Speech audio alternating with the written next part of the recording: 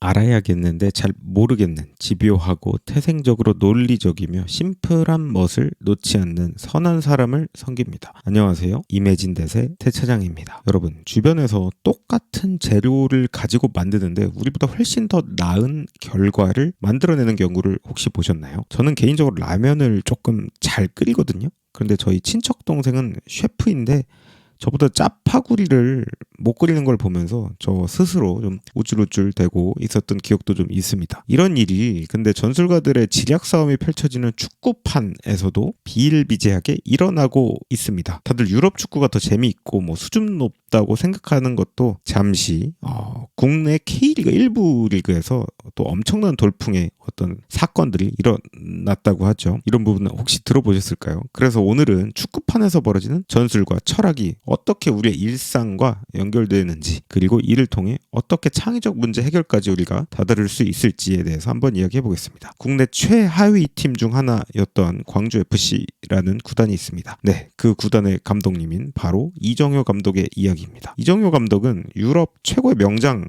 중 한 명인 제가 좋아하는 무리뉴 감독 같다라는 별명이 붙어서 일명 K 무리뉴라고 최근에 엄청나게 뉴스에서 화제가 되는 것을 목격했고요. 어떤 강점을 앞세워 이정효 감독은 꼴등팀을 리그 전체 3위까지 올려놓을 수 있었을까요? 크게 세 가지 정도가 제 눈에는 좀 띄어서 정리를 해봤습니다. 첫 번째, 전술적 유연성입니다. 이정효 감독은 어떠한 상대가 다양한 전략을 들고 나올지라도 그 맥락에 맞추어서 유연하게 대응하는 전략적인 모습을 선보이더라고요.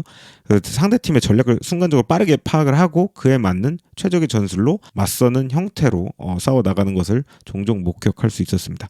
예를 들어 강한 공격력을 자랑하는 팀을 상대로는 더 뒷단까지 이제 내려앉아서 탄탄한 수비진을 구축하며 이제 빌드업 축구를 해내면서 약점을 찾아 역공하는 전술을 선택하기도 하고요. 이는 우리가 사실 적용해볼 영역이 꽤 많습니다. 우리가 일상에서 마주치는 문제를 해결할 때도 문제의 맥락과 핵심을 정확히 파악하고 그에 맞는 해결책을 찾아 실행하는 것까지가 필요로 하죠. 여기서 중요한 것은 단 하나의 정답이라는 것은 없다라는 것을 이제 받아들이는 것입니다. 좀 더 들어가서 생각해 보면 이정효 감독이 새로운 전술을 도입하기로 결정했을 때 모든 선수가 사실 즉각 이해하고 수용할 수는 없었을 것 같습니다. 절대 그럴 수 없죠. 이는 우리 관점에서도 한번 생각해 볼 토픽이라고 생각을 합니다. 새로운 아이디어나 방법론을 도입하는 관점에서 한번 보시면 마주치는 일종의 어떤 저항감이라는 게 존재하죠. 아주 매우 유사합니다. 그래서 이정효 감독은 각 선수와 1대1로 사실 직접 만난다고 해요. 그래서 그들이 감독의 전술을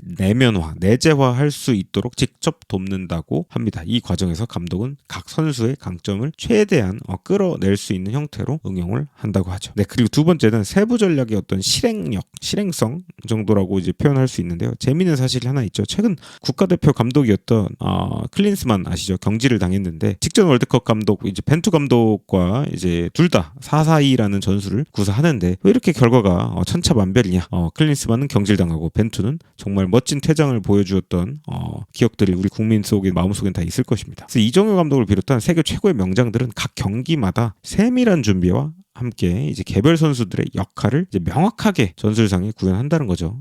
우리 업무적으로는 아레나를 굉장히 명확하게 정의해주고 그대로 움직이지 않으면 굉장히 이제 버럭버럭 화를 내기까지 아주 다양한 퍼포먼스들이 이제 온라인상에 이제 검색이 되고 있어요. 그래서 경기마다 달라지는 상황 속에서도 세부 전략, 세부 전술을 통해 일관된 성과를 꾸준하게 나오게 하더라. 아주 지속 가능성이라는 어떤 키워드가 좀 떠오르는 대목이라고 볼 수 있습니다. 이는 사업가 인생에서도 꼭 마주치는 약간 마케팅의 영역과도 우리가 좀 이어서 적용해 볼 수 있을 것 같고요. 시장에서의 성공을 위해 제품이나 서비스의 차별화된 가치를 매우 명확하게 하고 그것을 소비자에게 효과적으로 전달하는 것이 마케팅이 아닐까 싶습니다. 세 번째는 장기적 비전과 이제 철학의 중요성, 이제 코어 밸류의 관점입니다. 어쩌면 저도 가장 중요하게 개인적으로 여기는 어떤 부분입니다. 그래서 굉장히 공감하는 바가 컸고요. 이정효 감독은 장기적인 성공을 위해 아주 명료한 어떤 철학을 갖고 있는 것 같습니다. 이를 우리를 팀 전체 그 DNA상에 아예 주입을 시키는 형태로 구단, 코칭 스태프,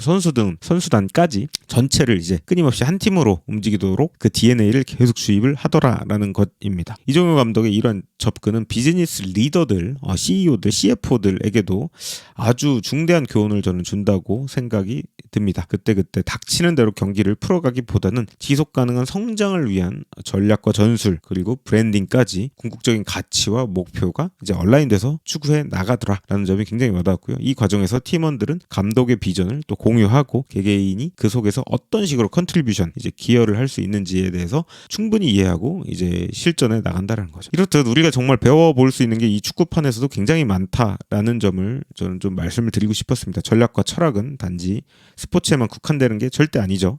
이들은 우리의 일상, 우리가 직면하는 문제들을 해결하는 데 있어서도 중요한 역할을 하기 때문에 조세 무리뉴가 말한 것처럼 나는 팀을 만드는 것이 아니라 그들이 스스로 발전시킬 수 있도록 도와주는 사람이다 라고 했던 그 말이 조금 떠올랐습니다. 이는 우리 모두에게 적용될 수가 있고요. 우리가 속한 조직, 커뮤니티, 심지어 개인적인 목표 달성에 있어서도 저는 충분히 적용할 수 있다라고 좀 말씀을 드릴 수 있을 것 같습니다. 이렇게 여러분의 구독과 좋아요 힘이 됩니다. 태차장이 컨텐츠를 지속적으로 만들어낼 수 있도록 도와주세요. 고맙습니다.